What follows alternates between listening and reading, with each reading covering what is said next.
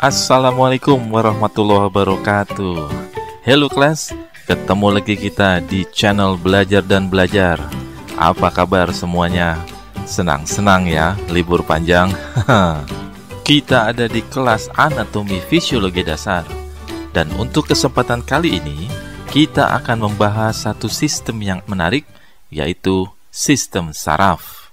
Sistem saraf merupakan sistem koordinasi yang mengatur semua aktivitas di dalam tubuh kita, baik aktivitas tubuh kita yang kita sadari maupun aktivitas yang tidak kita sadari.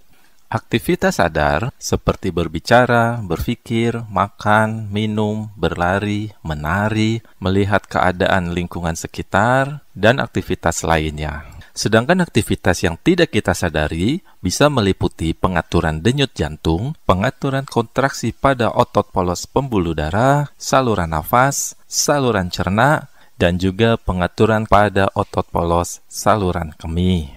Dengan adanya sistem saraf, maka manusia memiliki kemampuan untuk dapat menerima berbagai sensasi rangsangan yang berasal dari lingkungan sekitarnya, lalu diinterpretasikan ke dalam berbagai jenis respon atau aksi pada organ yang dituju.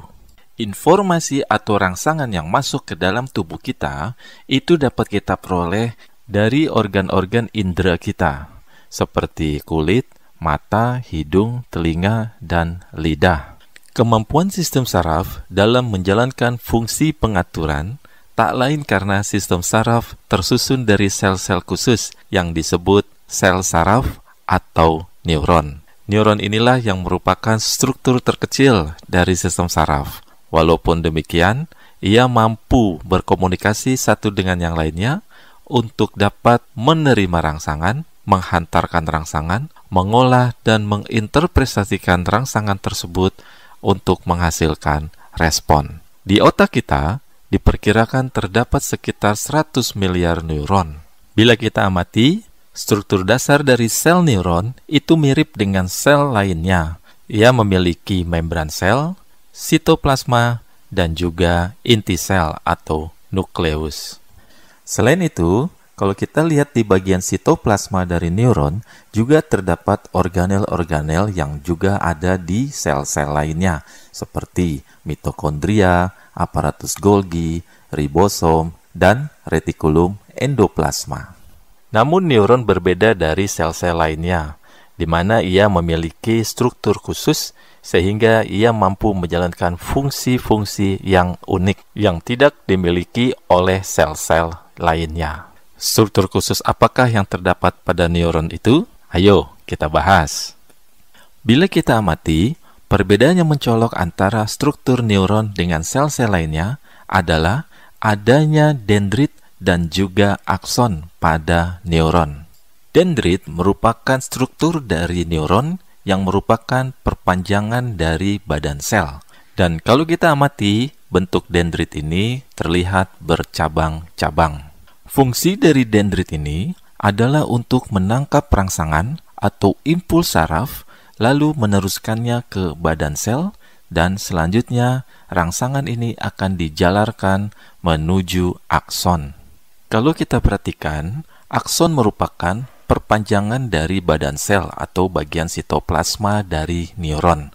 Kita lihat bentuknya memanjang, dan kalau kita perhatikan lagi, ini ada bagian akson yang terselubungi dan ada yang tidak.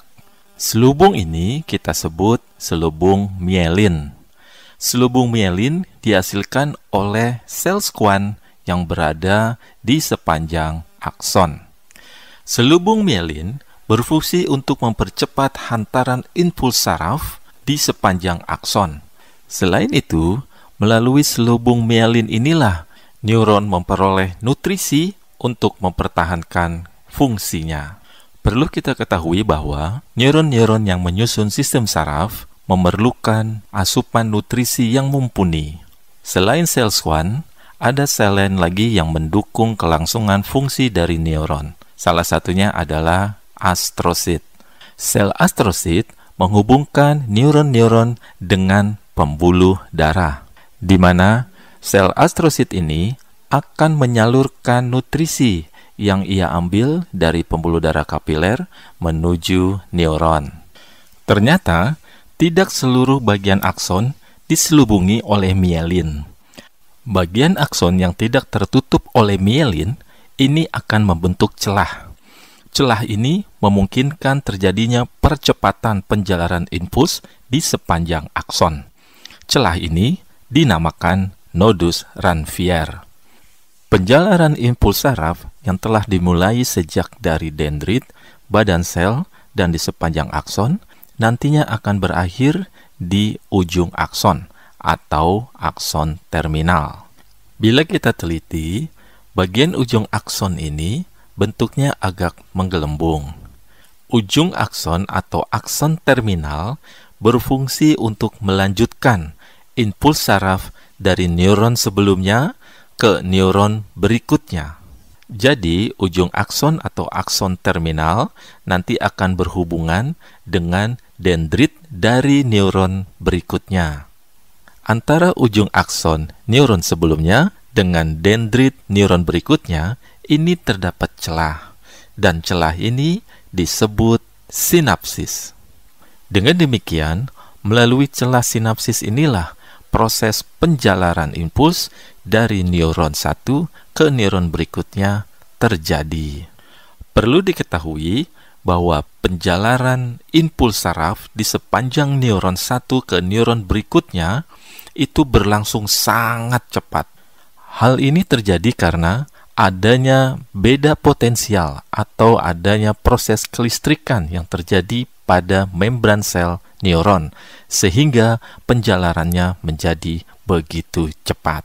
Di sisi lain, untuk menentukan respon apa yang akan ditimbulkan dari hasil penjalaran impuls saraf ini, maka kita membutuhkan suatu zat kimia tertentu yang mampu menghantarkan impuls saraf dari neuron satu ke neuron berikutnya. Zat kimia ini yang kita sebut neurotransmitter, tersimpan di dalam kantong atau vesikel yang berada di dalam ujung akson. Apabila diperlukan, maka neurotransmitter ini akan dilepaskan keluar dari vesikel tersebut dan selanjutnya akan menembus membran plasma dari akson terminal dan keluar menuju celah sinaps. Setelah mencapai sinaps, neurotransmitter ini selanjutnya akan ditangkap oleh penerima neurotransmitter yang disebut reseptor. Reseptor neurotransmitter ini dapat ditemui pada membran sel dendrit neuron berikutnya agar penjalaran impuls saraf bisa dilanjutkan pada neuron berikutnya. Selain itu, reseptor-reseptor untuk neurotransmitter ini juga dapat ditemui pada organ-organ penerima rangsang atau organ efektor untuk menimbulkan aksi atau respon. Berdasarkan fungsinya, neuron dibedakan menjadi 3 jenis, yakni neuron sensoris, neuron motoris, dan juga interneuron atau neuron asosiasif.